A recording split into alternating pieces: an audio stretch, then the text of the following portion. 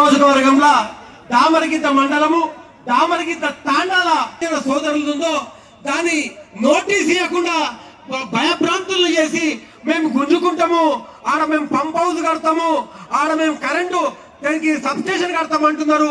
దానికి వేరే జాగా ఉంది, ఆ జాగా కట్టండి, ఆడికి ఏం ప్రాబ్లం ఏం లేదు అంటే కూడా వినకుండా భయపెట్టి వాళ్ళు ఉండే ఆ తాండాను మేము గవర్నమెంట్ మన కేసీఆర్ దయచేసి స్టేజ్ నుంచి దిగండి, మిగతా వాళ్ళు వెనక ఉన్న వాళ్ళు కూర్చోండి. దయచేసి గౌరవనీయులు అందరు కూర్చోండి. మాజీ మంత్రివర్యులు మిగతా వాళ్ళందరూ దిగండి స్టేజ్ నుంచి. తెలంగాణ రాష్ట్ర వర్కింగ్ ప్రెసిడెంట్ కేటీ రామారావు గారు మాట్లాడవలసిందిగా కోరుతున్నాను.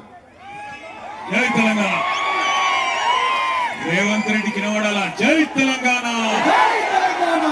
హైదరాబాద్ లో ఉన్నాడు, ఇక్కడ లేడు, గట్టిగా మాట్లాడాలి. జై తెలంగాణ, జై తెలంగాణ. కేసీఆర్ గారి నాయకత్వం, కేసీఆర్ గారి నాయకత్వం.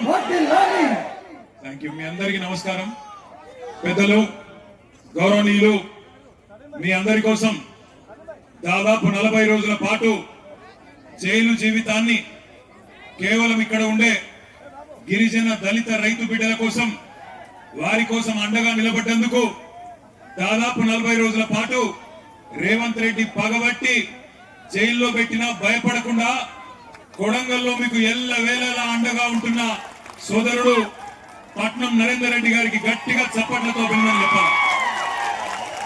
గౌరవనీయులు నారాయణపేట జిల్లా పార్టీ అధ్యక్షులు సోదరులు మాజీ శాసనసభ్యులు అన్న రాజేందర్ రెడ్డి గారు, గౌరవనీయులు మాజీ మంత్రివర్యులు సోదరులు శ్రీనివాస్ గౌడ్ గారు, గౌరవనీయులు మాజీ మంత్రివర్యులు పెద్దలు శ్రీమతి సత్యవతి రాథోడ్ గారు, గౌరవనీయులు పెద్దలు మాజీ మంత్రివర్యులు శ్రీమతి సబితా ఇంద్రారెడ్డి గారు, మాజీ వ్యవసాయ శాఖ మంత్రివర్యులు పెద్దలు శ్రీ నిరంజన్ రెడ్డి గారు, మాజీ మంత్రివర్యులు బాల్కొండ ఎమ్మెల్యే పెద్దలు వేముల ప్రశాంత్ రెడ్డి గారు, మాజీ హోంశాఖ మంత్రివర్యులు పెద్దలు అన్న మొహమ్మద్ మహమూద్ అలీ గారు, గౌరవనీయులు శాసనసభ్యులు సోదరులు పాడి కౌశిక్ రెడ్డి గారు, అదేవిధంగా వేదిక పైన ఉన్న మాజీ ఎంపీ మాలోత్ కవిత గారు, ఇంకా గౌరవనీయులైన మాజీ మక్తల్ శాసనసభ్యులు చిట్టెం రామ్మోహన్ రెడ్డి గారు, దేవరకద్ర మాజీ శాసనసభ్యులు సోదరులు ఆల వెంకటేశ్వర రెడ్డి గారు,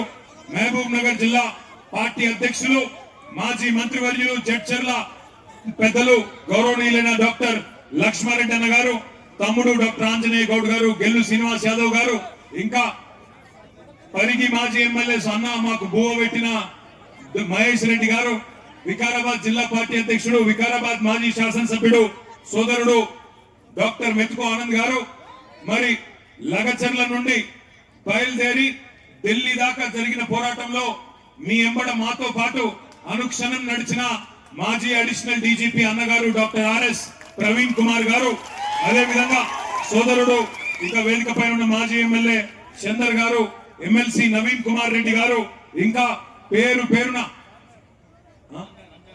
షాద్ నగర్ మాజీ ఎమ్మెల్యే అంజన్న గారు. మరి స్టేజ్ మీద ఎవరికి కనబడతలేదు తమ్మి, నేనేం చేయాలి? ఇంకా చాలా మంది ఉన్నారు, పెద్దలు వాల్య నాయక్ గారు, ఇంకా చాలా మంది ఉన్నారు. పేరు పేరున అందరికి నేను ఎవరో పేరు చెప్పలేదో వాళ్ళు మనసులనే తిట్టుకోండి, బయటికి తిట్టకుండ్రి. మా తమ్ముడు పట్నం అవినాష్ రెడ్డి గారు, కార్తిక్ రెడ్డి గారు, ఇంకా తమ్ముడు మైపాల్ గారు, ఇంకా చాలా మంది పెద్దలు ఉన్నారు. గత సంవత్సర కాలంగా ఇక్కడ ఒక దుర్యోధనుడు పరిపాలించినట్టుగా కౌరవుల రాజు దుర్యోధనుడు ఎట్లా అయితే దుర్మార్గాలు అరాచకాలు చేస్తా ఉంటాడో అట్లాగే మరి ఒక సంవత్సర కాలంగా ఇక్కడ ఒక కురుక్షేత్ర యుద్ధాన్ని తలపించే విధంగా ఇక్కడ జరుగుతున్న పోరాటంలో ఇక్కడ రేవంత్ రెడ్డికి ఆయన అరాచకాలకు ఎదురొడ్డి పోరాటం చేస్తున్న కొడంగల్ ఆడబిడ్డలకు అన్నదమ్ములందరికీ తల వంచి హృదయపూర్వకంగా నమస్కారం తెలియజేస్తా ఉన్నా.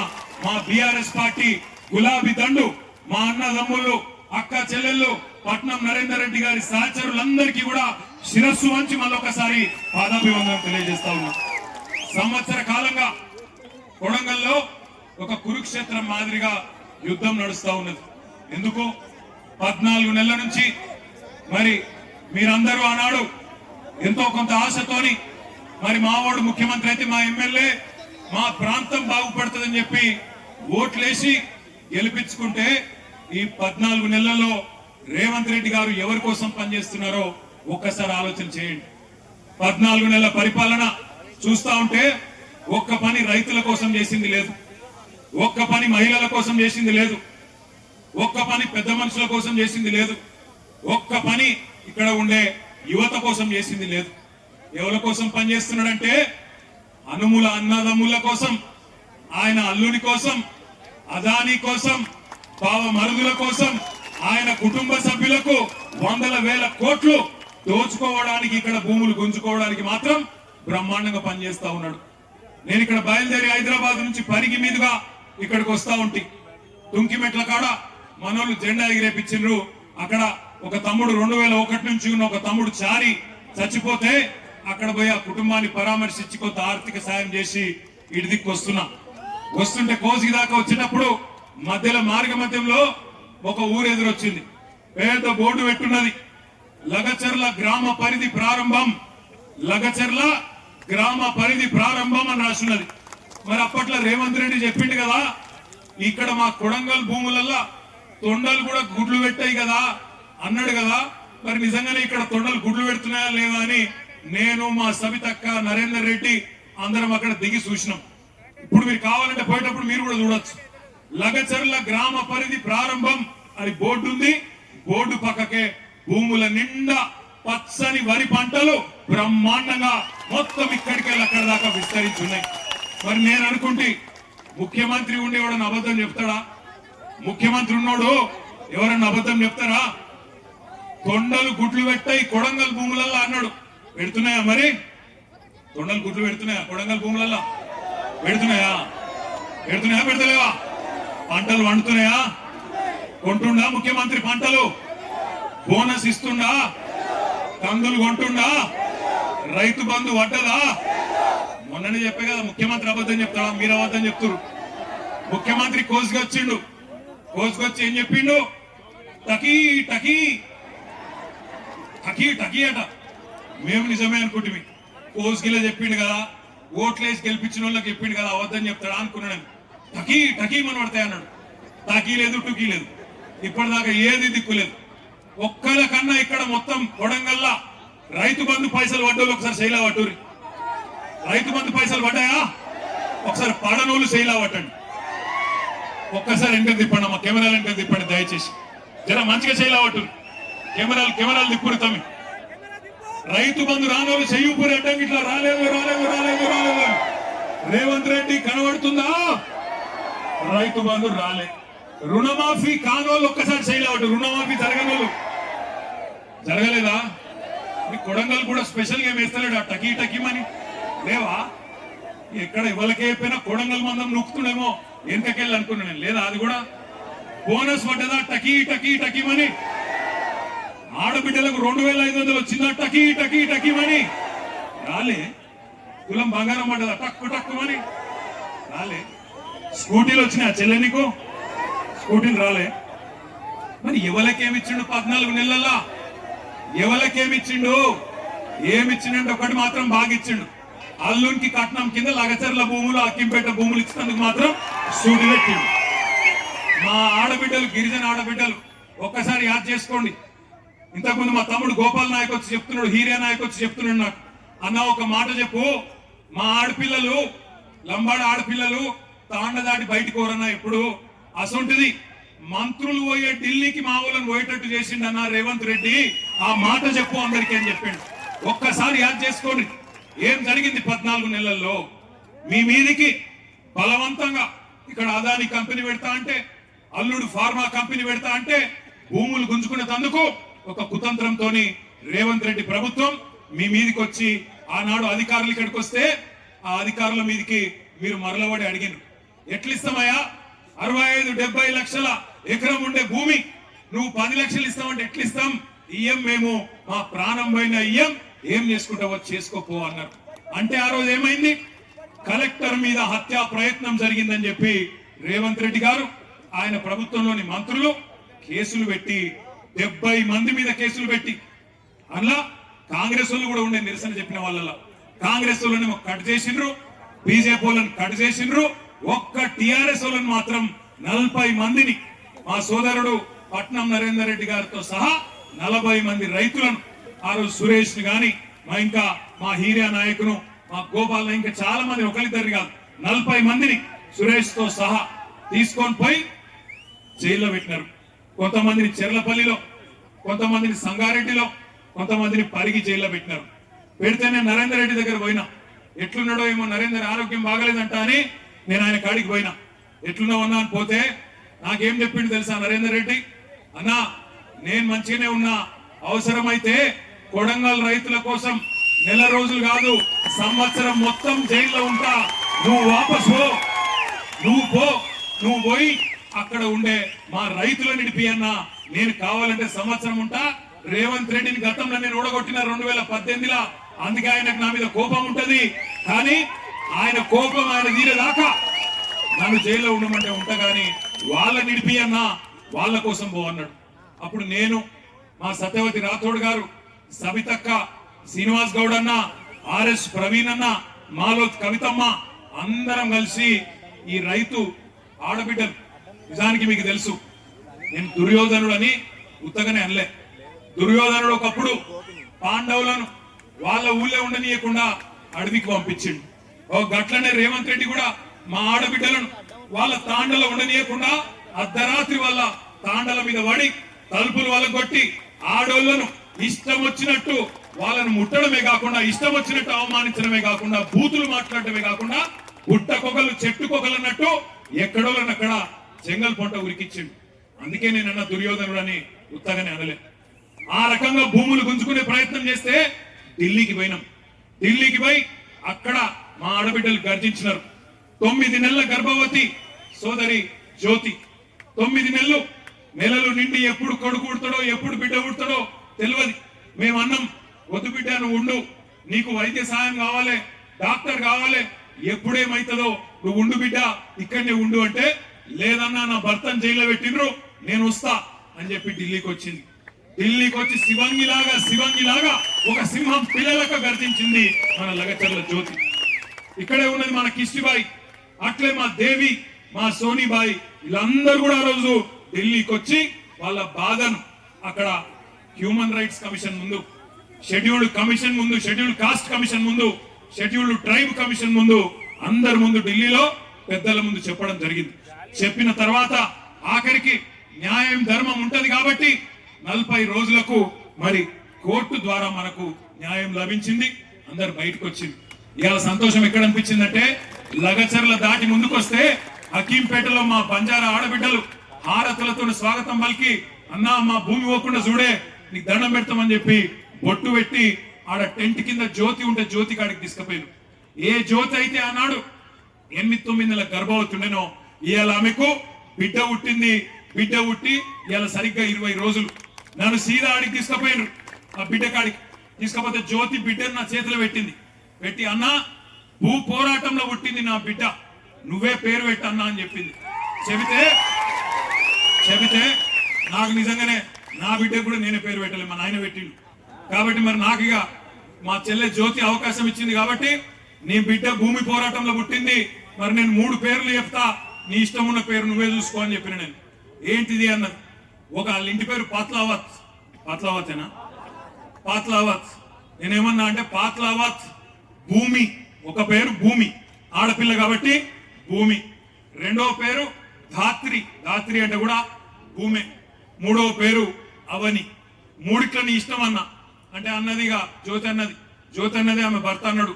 ఇద్దరు కూడా ఇద్దరు అన్నారు, ప్రవీణ్ ఇద్దరు అన్నారు, అన్న భూమి బాగున్నది, నా బిడ్డ పేరు పాత్లావత్ భూమి నాయక్, రేపటి నుంచి భూమి నాయక్ అని పిలుస్తా అని చెప్పింది.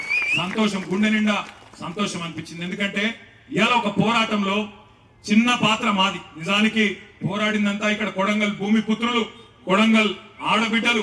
మీరు కొట్లాడిన కేవలం మేము మీ పక్కన నిలబడ్డం తప్ప మేం చేసింది ఏం లేదు. కానీ మీ ఎమ్మెల్యే, ముఖ్యమంత్రి మీ ఓట్లతో గెలిచినోడు, మీకేమన్నా మంచి చేయాల్సినోడు ఏం చేస్తున్నాడు? ఇవాళ 70 మంది మీద కేసులు పెట్టి 40 మందిని 40 రోజులు జైల్లో పెట్టి ఆడబిడ్డలను కోసవుచ్చుకున్నాడు.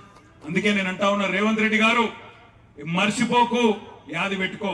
కొడంగల్లో కొడంగల్లో ఉండే మా గిరిజన బంజారా బిడ్డలు తలుచుకుంటే రేపు చిత్తుగా ఖచ్చితంగా నిన్ను ఓడగొట్టి ఇంటికి పంపిస్తారు. నీ అచ్చంపేటకు మళ్ళా తిరిగి పంపిస్తారు. యాది పెట్టుకో. ఒకటి మాత్రం పక్క, ఇవాళ రేవంత్ రెడ్డి మోసం ఒక కొడంగల్లోనే కాదు, మొత్తం రాష్ట్రం అంతా దేశం అంతా తెలిసిపోయింది. నేను హకీంపేట దాటి కిందికి కోస్గిలకు వచ్చిన. కోస్గిలకు వచ్చే వరకు ఆ గుడి దాకా ఒకటే జనం బ్రహ్మాండమైన స్వాగతం పలికి నాకు నిజంగా అర్థం కాలే, మనం పోతుంది నిరసన దీక్షనా లేకపోతే మనం ఉప ఎన్నిక వచ్చి ఆయన రేవంత్ రెడ్డి ఓడిపోయి నరేందర్ రెడ్డి గెలిచిపోయి జులుసు తీసుకుంటున్నావా నాకు అర్థం కాదు. ఆడికెళ్ళి ఇడికి రానికే గంట పట్టింది, ఆడికెళ్ళి ఇడికి రానికే గంట పట్టింది. నన్ను నా చేతులు ఆయన అటు గుంజి ఇటు గుంజి నా గోర్లు వేయి నాకు రక్తం కూడా వస్తాను. అట్లా అయిపోయింది నా పరిస్థితి. అంటే ఇవాళ ఎట్లున్నదంటే ముఖ్యమంత్రి నియోజకవర్గంలో కూడా ఎప్పుడు ఎన్నిక వస్తుందా, ఎప్పుడు కాంగ్రెస్ పార్టీని బొంద పెడదామా, వీళ్ళ మోసాలకు బుద్ధి చెప్పుదామా. నేను చెప్పేది కరెక్టేనా? పక్కానా? ఒక పని చేద్దాం మరి. రేవంత్ రెడ్డి గారు ఒక బంపర్ ఆఫర్. నువ్వు అంటున్నావు కదా నేను కుల గణన చేసిన బీసీలందరూ సంతోషంగా ఉండరు, నేను రైతు బంద్ చేసిన రైతులందరూ సంతోషంగా ఉండరు, రైతు కూలీలకు పైసలు వేసిన వాళ్ళు సంతోషంగా ఉన్నారు, అందరు ఇళ్లకు కాయిదాలు ఇచ్చిన పేదోళ్ళందరూ సంతోషంగా ఉన్నారు అంటున్నావు కదా. దమ్ముంటే రేవంత్ రెడ్డి కొడంగల్ ఎమ్మెల్యే పదవికి రాజీనామా చేసి మళ్ళీ ఇక్కడికి రా, ఎవరు గెలుస్తారో చూద్దాం. నీకు మాటిస్తున్నాం. మేము ఇంతమంది రాము, నువ్వు భయపడకు. మేము ఇంతమంది రాము ప్రచారంకు. మా పట్నం నరేందర్ రెడ్డి నామినేషన్ వేసి ఇంట్లో కూర్చుంటాడు, బయటికి కూడా రాడు. మేము జిల్లా నాయకులం కొంతమందిని తిరుగుతాం. గెలుచుడు కాదు నేను చెప్పేది. 50,000కు ఒక్క ఓటు తక్కువ వచ్చినా నేను రాజకీయ సన్యాసం చేసి మళ్ళా రాజకీయంలో కూడా ఉన్నా. ఇది వాస్తవం. ఈరోజు కొడంగలే కాదు రాష్ట్రం మొత్తంలో వాస్తవం ముఖ చిత్రం ఇది. నువ్వేదో అటిమారి గుడ్డి దెబ్బల ముఖ్యమంత్రి అయిపోయి ఇక ఇంతకంటే పెద్దోడు వాడు లేడు ప్రపంచంలో అన్నట్టు ఏడ పడతాడా భూమి గుంజుకుంటా, ఏది పడితే అది అబద్ధం చెప్తా, నేను ఇదివరకు చెప్పినట్టే 420 హామీలు ఇచ్చి మళ్ళా మోసం చేస్తా అంటే కుదరది. ఇవాళ రైతులు అడుగుతున్నారు, రాష్ట్ర వ్యాప్తంగా గర్జిస్తా ఉన్నారు. మీరు చూస్తున్నారు వీడియోలు, ఆ వాట్సాప్లలో వస్తున్నాయి ఆ వీడియోలు. ప్రజలు మాట్లాడేటి అవి ఏం తిట్లా నాకు అర్థం కాదు. అవి ఏమన్నా తిట్లా. ఇంకోడు మనిషి అంటోడైతే బకెట్లో 2 మగులు నీళ్లు పోసుకొని దుంకి చచ్చిపోతుంది. రేవంత్ రెడ్డి కాబట్టి నేను నడుస్తాను, రేషం లేని బతుకు కాబట్టి నడుస్తాను. నేను అంటున్నా ఒక్కసారి ఆలోచన చేయండి, అవి ఏం తిట్లు. తెలుగు భాషలో గన్ని తిట్లుంటాయని కూడా తెలియదు నాకు. రకరకాల తిట్లు తిడతాను. భయం కూడా పడతలేడు వాడు. ముఖ్యమంత్రి అన్న భయం లేదు, ప్రభుత్వం అన్న భయం లేదు. గొట్టం పెడితే చాలు ఇక చెడ తిట్టుడు. అటు 7 తరాలు ఇటు 7 తరాలు తిడుతుడు. దయచేసి తిట్టకండి. ఆయన ముఖ్యమంత్రి, పదవి కన్నా గౌరవం ఇవ్వండి. కానీ ఎన్నికల్లో మాత్రం ఈ మోసగానికి గట్టిగా బుద్ధి చెప్పండి. కాంగ్రెస్ పార్టీకి గట్టిగా బుద్ధి చెప్పండి. నేను ఎందుకంటున్నా అంటే ఉత్తగానే అంటలేను, కోపంతో అంటలేను. ఏమేం చెప్పిండు ఎలక్షన్ల ముంగట రైతులకు? ఎంబడే ఊరుకుండ్రి, 2 లక్షల రుణమాఫీ చేస్తా, మీరు పోయి తెచ్చుకోగానే డిసెంబర్ 9 నాడు సంతకం వెంటనే పెడతా అని చెప్పిండు. అయిందా రుణమాఫీ? ఏడ మొదలైందో తెలుసా రుణమాఫీ కథ? డిసెంబర్ 2023లో రేవంత్ రెడ్డి గారు ముఖ్యమంత్రి కాగానే మీటింగ్ పెట్టిండు. మీటింగ్ పెడితే బ్యాంక్ వాళ్ళు చెప్పారు, సారు మరి నువ్వేమో అడ్డం పొడుగు ఎటువంటి అట్లా నరికినావు, 49,500 కోట్ల రూపాయలు కావాలంటే 500 తక్కువ 50,000 కోట్లు, 50,000 కోట్ల రూపాయలు కావాలి, ఏడున్నాయి పైసలు అని అడిగింది. అడిగితే ముఖ్యమంత్రి గారు నవ్విండట. నవ్వి అంటే లంకె బిందెలు ఉంటాయి అనుకొని వచ్చినా, లేవు కదా లంకె బిందెలు ఉంటాయి, నాకు అర్థం కాదు ప్రభుత్వంలో అన్నాను అని అన్నాడు. 49,500 కోట్లు. కానీ తెల్లారు ఏమన్నాడు తెలుసా రేవంత్ రెడ్డి? ఎక్కడో మీటింగ్ లో మాట్లాడుకుంటా, ఏమున్నదా 40,000 కోట్లు నేను ఒక్క సంవత్సరం కడుపు కట్టుకుంటే అవినీతి చేయకపోతే కట్టి పారేస్తా 40,000 కోట్లు అన్నాడు. అంటే తెల్లారి వరకే 9,500 కోట్లు ఎగిరిపోయింది. మళ్ళా మూడో రోజు క్యాబినెట్ మీటింగ్ పెట్టింది. క్యాబినెట్ తీర్మానం చేసిరట. ఏమని? రైతు రుణమాఫీకి 31,000 కోట్లు సరిపోతాయని. ఇంకో 9,000 కోట్లు మింగిన రాయింత. ఆడికెళ్ళి మళ్ళా బడ్జెట్ పెట్టిండు అసెంబ్లీలో. బడ్జెట్ లోకి వచ్చే వరకు 26,000 కోట్లు అని పెట్టిరు. మొన్న చూస్తే ఇక్కడనే కొడంగల్కి వచ్చి మాట్లాడుతుండ్రు రేవంత్ రెడ్డి, నేను 18,000 కోట్లు ఇచ్చేసినా అయిపోయింది రుణమాఫీ అని. అవతలనేమో బట్టి విక్రమార్క గారు ఉప ముఖ్యమంత్రి గారు సావు కబురు సల్లగా చెప్పిండు, 18,000 కోట్లు ఎక్కడి, మనం ఇప్పటిదాకా 10-11,000 కోట్లు కూడా వేయలే అని బ్యాంకు వాళ్ళు చెప్పిండు. యాడ 49,000 కోట్లు, యాడ 11,000 కోట్లు, చారాన కూడా కాలే. నేను చెప్పేది కరెక్ట్ అయితే గట్టిగా సపోర్ట్ కొట్టండి. కరెక్ట్ అయితేనే, అవద్దని చెప్పొద్దు. మనం కరెక్టేనా వినవట్లేదు, గట్టి కొట్టాలి. నిజమైతే రుణమాఫీ చారాన కాలే. అయితే నిన్న మా సబితక్క ఇట్లనే ఒక మీటింగ్ పెట్టింది. ఆ చేవెళ్ళ కాన్స్టిట్యున్సీలో నవాబ్పేట అని ఊరు ఉంటుంది, ఆడ ధర్నా పెట్టింది సబితక్క. సబితక్క పోయి ధర్నాలో కూర్చొని రుణమాఫీ అయ్యిందా కాలేదా అని అడిగితే ఎదురుగా ఒక రైతు లేచిండట. లేచి అక్క అక్క అయిపోతుంది అక్క అన్నాడట. ఎప్పటికి అయిపోతుంది తమ్మి అంటే ఫిబ్రవరి 31 వరకు ఖచ్చితంగా చేస్తాడక్క రేవంత్ రెడ్డి అన్నాడు. ఫిబ్రవరిలో 31 రోజులు ఉంటాయి. మీరు ఆ నాయకులు ఉన్నారు కుడంగలో బాగా. ఫిబ్రవరి 31 అంటే కూడా నమ్ముతాడు. ఫిబ్రవరిలో 28 రోజులు ఉంటాయి. 4 ఏళ్ళలో ఒకసారి 29వ రోజు వస్తుంది. 31 ఆడు ఉంటుంది. రేవంత్ రెడ్డి కథకి ఇట్లుంటది. తులం బంగారం అన్నాడు, వచ్చిందా? పెళ్లి లగ్గాలు ఆగిపోయినాయి, అవుతున్నాయా? మరి ముఖ్యమంత్రికి తులం బంగారం దొరుకుతలేదా? ఏడా బంగారం షాపులో నమ్ముతలేడా? అయింది పతార లేదా ముఖ్యమంత్రికి? తులం బంగారం లేదు, స్కూటీ లేదు, రుణమాఫీ లేదు. ఏమన్నాడు ఆ రోజు రైతులను? కేసీఆర్ బిచ్చం వేసినట్టు 10,000 ఇస్తుండు, నేను 15,000 ఇస్తా అన్నాడు. ఇంతకుముందు ఎవరు మంచి ప్లకార్డు పట్టుకున్నాడు ఎవడో తమ్ముడు, రేవంత్ రెడ్డి ఎంత బాకినాడు ఇటు పంపి. ఒకసారి యాద పెట్టుకోండి మీరు. రేవంత్ రెడ్డి వచ్చినాక రైతు బంధు ఇప్పటికి రూపాయి కూడా ఇయ్యలే, 1 రూపాయి కూడా ఇయ్యలే. నేను ఉత్తగానే చెప్తలేను ఈ మాట, ఎందుకంటే ఆనాడు సరిగ్గా ఎలక్షన్లకు ముందు కేసీఆర్ గారు ముఖ్యమంత్రిగా ఉన్నప్పుడు, ఆనాడు మీరు యాద్ చేసుకోండి ఒక్కసారి, కేసీఆర్ గారు 12 సార్లు ఇచ్చిండు రైతు బంధు. ఒకసారి కాదు, 2 సార్లు కాదు, 12 సార్లు 73,000 కోట్ల రూపాయలు టింగు టింగు అనుకుంటా బ్రహ్మాండంగా మన ఖాతాలో పడుతుండే. అట్లనే కరెక్ట్ గా మన ఎలక్షన్ ముందు కూడా, అసెంబ్లీ ఎలక్షన్ల ముందు కేసీఆర్ గారు 7,600 కోట్ల రూపాయలు జమ చేసి పెడితే ఇదే రేవంత్ రెడ్డి ఉత్తరం రాసిండు ఎలక్షన్ కమిషన్. రాసి కేసీఆర్ ఇచ్చిన రైతు బంధు వేస్తే మళ్ళా రైతులు ఆయనకే గుద్దుతారు, నేను కొడంగల్లో కూడా ఓడిపోతా, మా పార్టీ ఓడిపోతుంది, మళ్ళా గెలవది, ఆపు అన్నాడు. వాళ్ళు ఆపిను. ఇక బడేబాయి చోటేబాయి కదా, చోటేబాయి చెప్పిండు, బడేబాయి విన్నాడు, ఆపేసి.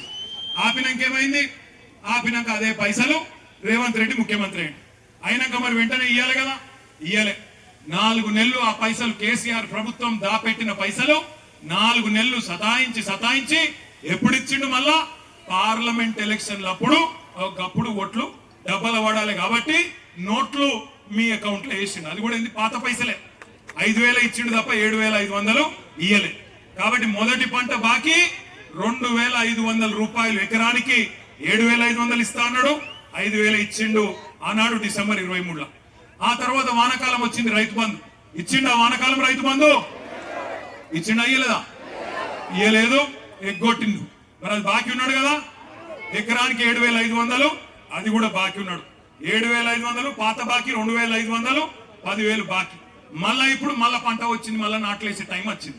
ఇప్పుడు ఎంత ఇవ్వాలి? మళ్ళీ ఇప్పుడు మళ్ళీ 7,500 ఎకరానికి ఇవ్వాలి. కాబట్టి రేవంత్ రెడ్డి మనకు మొత్తం ఉన్న బాకీ ఎంత ఎకరానికి? ఎంత? ఏమి కొడంగలో హుషారు లేరువా? ఎకరానికి 17,500 రూపాయలు బాకీ ఉన్నాడు.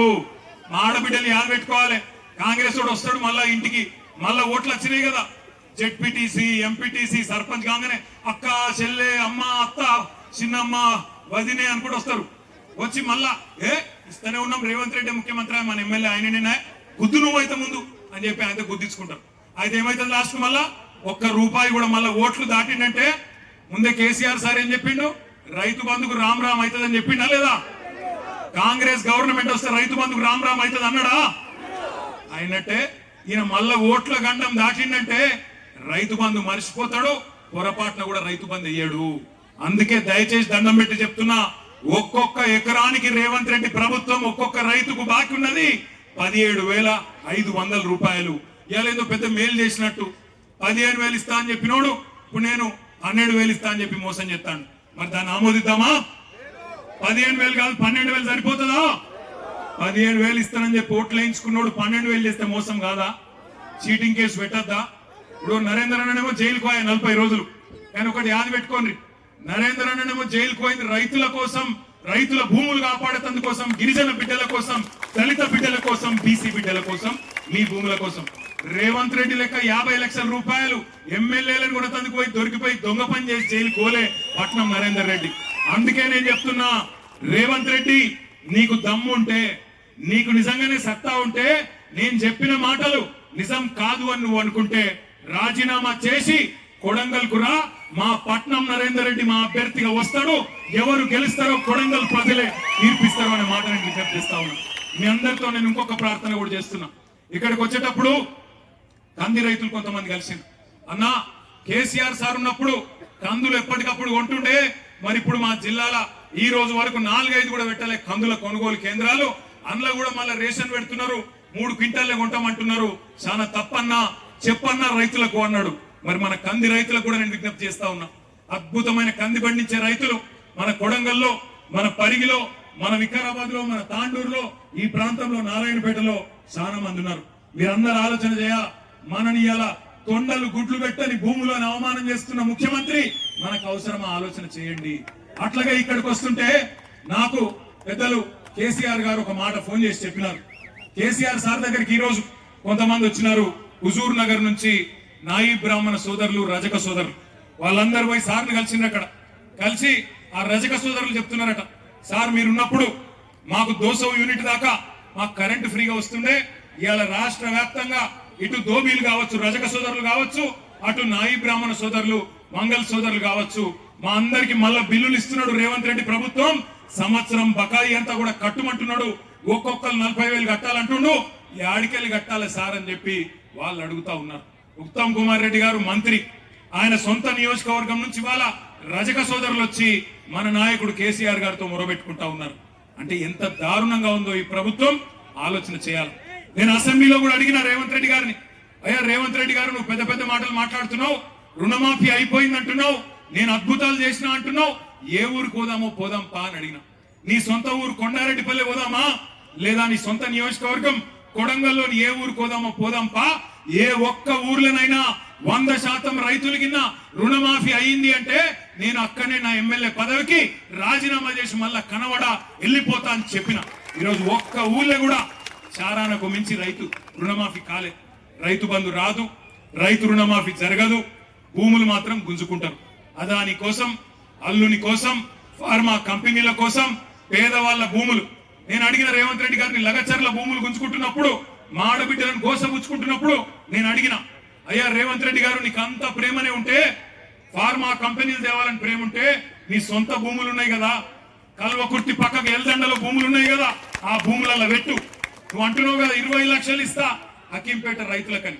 20 లక్షలు కాదు, మీదికెళ్ళి ఒక 5 లక్షలు మేము మా పార్టీ నుంచి ఇస్తాం, 25 లక్షలు నువ్వు తీసుకో, నీ భూములలో ఫార్మా కంపెనీలు పెట్టు అని చెప్పి మేము అడిగినాం.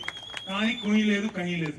ఇవాళ అదాని కోసం, అనుముల అన్నదమ్ముల కోసం ఇష్టం వచ్చినట్టు కొడంగల్ను వాడుకుంటా, ఇక్కడ ఆడుకుంటా అంటే ఇది నీ అయ్య జాగీర్ కాదు, నీ తాత జాగీర్ కాదు, గుర్తుపెట్టుకో రేవంత్ రెడ్డి అని చెప్పి హెచ్చరిస్తా ఉన్నాం. ఇక్కడ ఉన్నది యోగి గులాబీ జెండా ఉన్నంత కాలం, తెలంగాణ ప్రజలకు కేసీఆర్ ఉన్నంత కాలం ఎక్కడ అన్యాయం జరిగినా, అది కొడంగల్ కావచ్చు, ఇంకొకటి కావచ్చు, అక్కడ గద్దల్లాగా వాళ్తాం, మీ అందరికీ రక్షణగా ఉంటాం. ఎక్కడ ఎవడెవడు ఇలా కొడంగల్లో మా నాయకుల మీద కేసులు పెడతా ఉన్నారు. నిన్న రాత్రి ఈ మీటింగ్ కు రాకుండా ఉండేందుకు రైతు సోదరులు ఎక్కడికక్కడ కాంగ్రెస్ వాళ్ళు చికెన్ దావత్లు పెట్టినాడు. చికెన్ దావత్ పెడితే మంచిగా తినూరి. రేపు మళ్ళా ఎలక్షన్లప్పుడు కూడా దావత్తులు అవి ఇవి మస్తుంటాయి. కొడంగల్ కదా, పైసలకేం తక్కువ ఉంటది. ఇక ఆడ ఈడ చంపుతున్న పైసలు ఉన్నాయి మస్తుగా రేవంత్ రెడ్డి కాడ. పైసలు ఇస్తే బరాబర్ తీసుకోండి, నేను వద్దంటలేను. కానీ ఓటు ఎవరికి వేయాలి? ఏ గుర్తు వినబడతలేదు? ఏ గుర్తు వస్తున్నాయట? జల్దీ జెడ్పీటీసీ, ఎంపీటీసీ ఎలక్షన్లు వస్తున్నాయట. ఏ గుర్తు? ఎవరు కావాలి ముఖ్యమంత్రి? మళ్ళా ఎవరు? కేసీఆరేనా? గట్టి ఒకసారి జై కేసీఆర్, జై తెలంగాణ. మనకు 5 దాకానే పర్మిషన్ ఉంది, మీరేమో లేస్తలేరు. అదే 5 దాకానే పర్మిషన్ ఉంది, మీరేమో లేస్తలేరు. ఈ ఆడబిడ్డ ఒక్క కూర్చోవాలి, ఎక్కడ కూర్చోవాలి.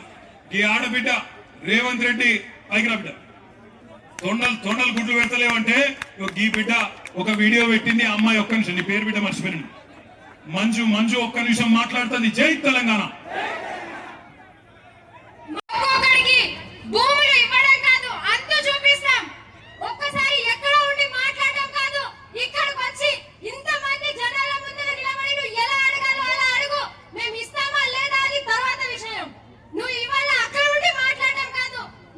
మేము ఓట్లేసాం కదా, మా బాధల్ని కనిపించట్లేదా?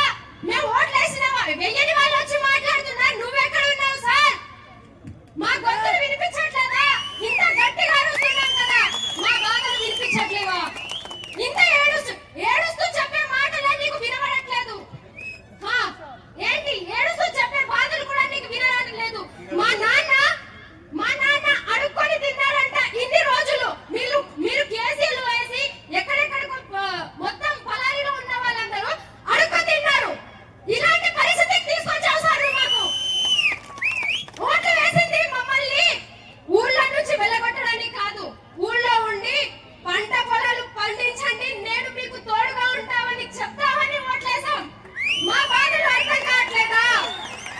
గట్టిగా సపోర్ట్ కొట్టాలి మంజుకి.